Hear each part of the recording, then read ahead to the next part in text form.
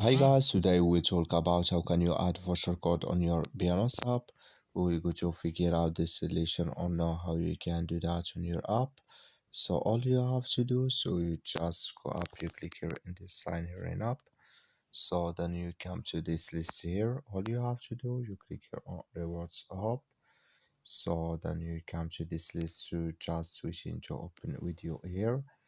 Then all you are, so you just switch into open video. It's going to take a time to open video here. Then all you have to do, you click here on my vouchers here. So then it's going to take us in this list. Just switch into open video here.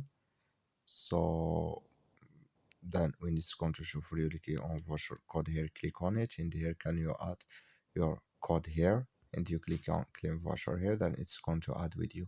That's all. Thank you for watching. Don't forget to support us by liking and subscribe.